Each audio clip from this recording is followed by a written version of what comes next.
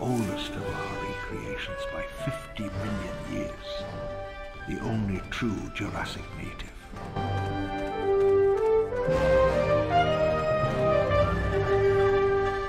Trespasser je nedocenená hra so skvelou atmosférou, no kvôli dlhému vývoju, zlej grafickej optimalizácii a negatívnym recenziám sa nepredávala dobre. Neustála podpora od komunity túto hru priviedla opäť k životu, tak sa poďme pozrieť, ako sa dnes hrá.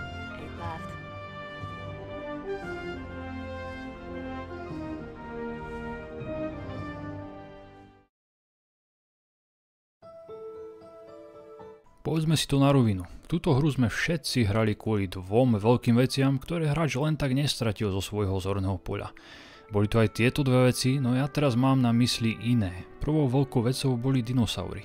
Kto by nechcel jedného zastreliť? Druhou veľkou vecou, prečo ju hráči chceli hrať, bola prepracovaná fyzika.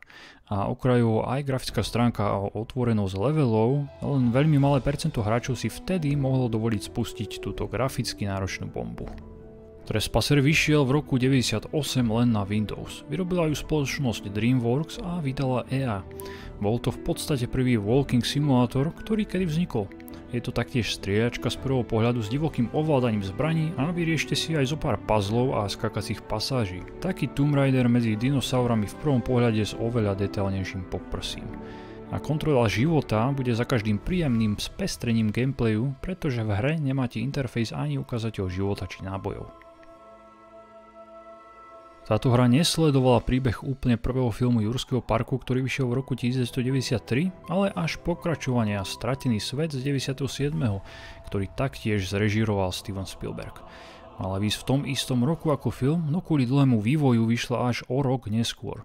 Trespasser sa odohráva rok po udalostiach v druhom filme. Hráč sa chopí ženskej protagonistky Anny, ktorá ako jediná prežila pád lietadla na ostrov Isla Sorna. Práve tam boli dinosaury vytvorené a naklonované.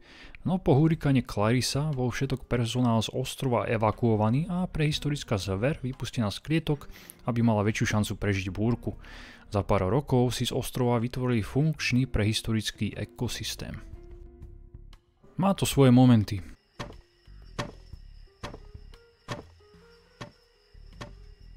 Hlavne keď začne rozprávať John Hammond svoje memoáre, ktorého nadaboval Richard Attenborough. A do toho začne hrať filmová hudba. My name is John Parker Hammond.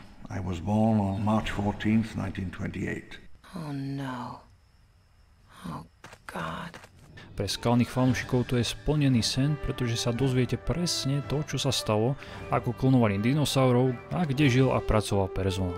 No, tieto momenty sú skôr ojedinelé a vzácne, pretože každý level je obrý a väčšinou budete počuť okolo seba len divočinu a budete sa potácať s poupujúcou zbraňou cez prázdnu pustinu. Úlohou hry je dostať sa z ostrova.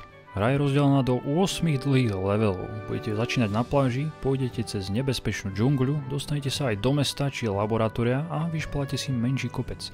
Budete zbierať prístupové karty a vďaka tomu sa budete cítiť ako v starých domovkách. Nestretnete síce žiadne NPCčka, len Hammond vám bude hučať v hlave a nájdete zo pár zmienok o ďalších postavách. Svet preto môže pôsobiť veľmi prázdne. Trochu mi to pripomenulo sériu Deer Hunter, kde ste v lese museli pomaly hľadať a loviť jeleňov. Z finálnej hry autori odstránili až 3 levely. Jeden z nich Pine Valley ste si mohli zahrať v demo verzii a ukázal sa aj na prezentácii na E3 v roku 1998. Pre mňa osobne bol najlepší level v meste duchov a laboratóriu a za najslabšie považujem posledné 3, ktoré boli narýchlo vytvorené a sklamal ma aj koniec hry. Hlas Anny nadabovala herečka Minnie Driver. Z pôvodných a dochovaných koncept artov si môžete pozrieť, ako mala pôvodne vypadať hlavná hrdinka. Mala to byť atraktívna krátkovlasá bruneta vo veku okolo 25 až 30 rokov. Pôvodne mala byť hra videná z tretej osoby, takže by hráč pekne videl celú postavu hlavnej hrdinky. Autori hru presunuli do prvého pohľadu, pretože z hľadiska programovania a animácie to bolo oveľa jednoduchšie. Aj tak veľa vecí obišli. Ani raz napríklad neuvidíte kompletne celú hlavnú hrdinku. Budete vidieť len jej ruku, s ktorou môžete pohybovať, trochu ramená, druhú ruku a keď sa pozriete dole, uvidíte poprsie. Autori ho urobili naschvál tak veľké, aby zakrylo nohy hlavnej hrdinky, ktoré sa im nepodarilo správne naanimovať, aby jej chôdza pôsobila prirodzene. A na moju vnútornú otázku, tak prečo sa jej aspoň nehybu kozy, som našiel výrok jednoho autora, že to skúšali, ale nevypadalo to dobre. No Japonci by ich vedeli rozpojbovať. Finálna verzia z tretieho pohľadu vyzerá asi tak, ako by ste ovládali bezhlavého zombika. No to robí väčšina FPS-iek, nič nové ani staré a pre programátorov je to asi o 1 000 000 hodín práce menej. Vývoj hry začal už v roku 1995, iniciovala ho dvojica vývojárov z Looking Glass Technologies, Seamus Blackley a Austin Grossman, a za nimi stala spoločnosť DreamWorks. Práce na hre trvali veľmi dlho a pôvodne mala byť survival hororom, no kvôli presiahnutiu rozpočtu museli autori hru zmeniť na strieľačku. Zaujímavosťou je, že na level designu pracoval aj sám Steven Spielberg. Kritika Trespasser označila ako najväčšie sklamanie, najväčší prúser roku 98. Recenzenti sa sťažovali na zle optimalizovanú grafiku, hra išla pomaly aj na najrýchlejších strojoch a ovládanie bolo príliš zložité a ťažkopadné. Predalo sa len 50 000 kusov, čo je veľmi málo.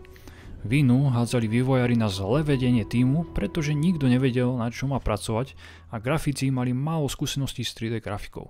Dnes Trespasser stále žije, stále sa hrá, komunita hru miluje, vytvára nové mapy či módy na vylepšenie grafiky.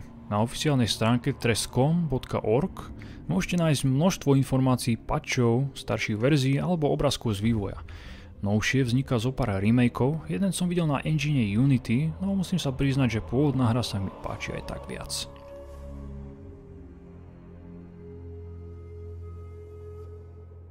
Ruku môže hráč ovládať len jednu a bol to zámer autorov už od začiatku vývoja. Mali totiž problém naprogramovať aj druhú ruku.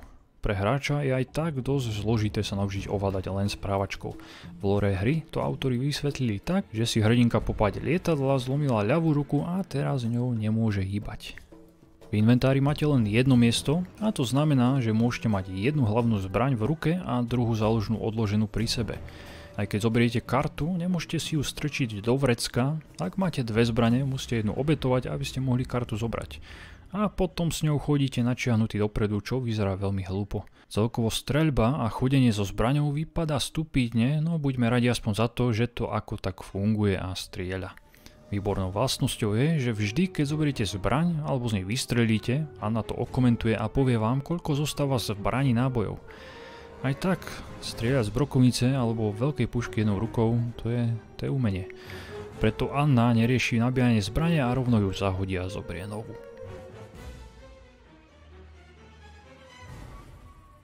V hre budete môcť stretnúť 7 typov dinosaurov, z ktorých traja sú dravci ako najmenší Velociraptor, stredný Albertosaurus a najväčší Tyrannosaurus. Z blinožravcov to bude Triceratops, Stegosaurus, Parasaurolopus alebo najväčší Brachiosaurus. Niekedy môžete sledovať pripravené udalosti, kedy Tyrannosaurus či iný dravec zaútočí na blinožravca. Vtedy bude ignorovať hráča a vy môžete sledovať boj z diaľky. Dôležité je spomenúť, že dinosaury nemajú animácie. Sú rozpohybované cez inverznú kinematiku, čo je matematický proces, ktorý normálne poháňa robotov. Preto dinosaury v hre chodia ako roboti. Cez umelú inteligenciu mali mať generovaný každý krok.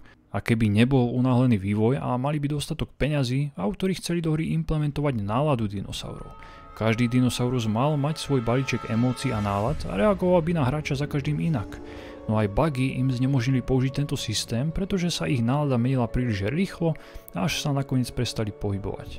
Rýchlo to vyriešili tak, že každému dinosaurovi dali agresivitu na maximum a všetky ostatné emócie na nulu.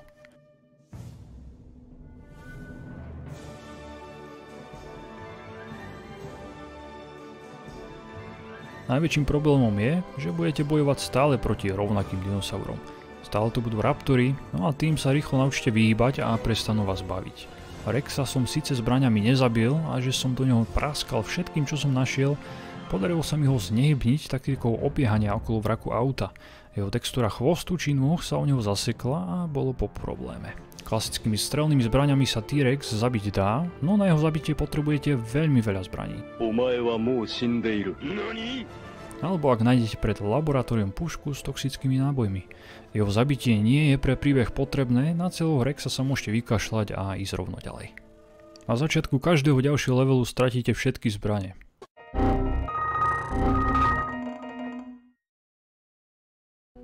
To môže naštvať, hlavne keď si nazbierate lepšie zbrania a potom zistíte, že ste na nule. Zase je pravda, že na začiatku vždy nájdete odložené slabšie, s ktorými sa môžete brániť. Aj tak ich budete počas hry nachádzať veľké množstvo a núdzu o palebnú silu rozhodne mať nebudete. Graficky som hru hral v pôvodnej verzii s použitím ATX módu, ktorý optimalizuje grafiku a vylepšuje level design. No a dovolí vám ju hrať na nových systémoch. S textúrami a dohľadom sa to má tak, že čím budete od objektov ďalej, tým budú rozmazanejšie a prepnú sa z 3D na 2D sprity, aby vám hra šetrila pamäť, pretože naraz vidíte veľké množstvo porastu a niekedy Trespasser vyzerá ako alfa verzia Far Cry. Herný engine bol na rok vydania veľmi unikátny. Dokázal vykresliť v otvorenom priestore stovky stromov a ako jeden z prvých používal ragdoll fyziku. Fyzika celkovo v Trespasser bola v tom čase nadčasová a veľakrát ani dnešné novšie hry nemajú takú dobrú fyziku. Podobá sa mi z Half-Life 2, no to je hra, ktorá vyšla až v roku 2004, čo bolo o 6 rokov neskôr. Postupom hry sa naučíte rýchlejšie pohybovať, respektíve skákať, čím si trochu zvýšite rýchlosť, hlavne do kopca.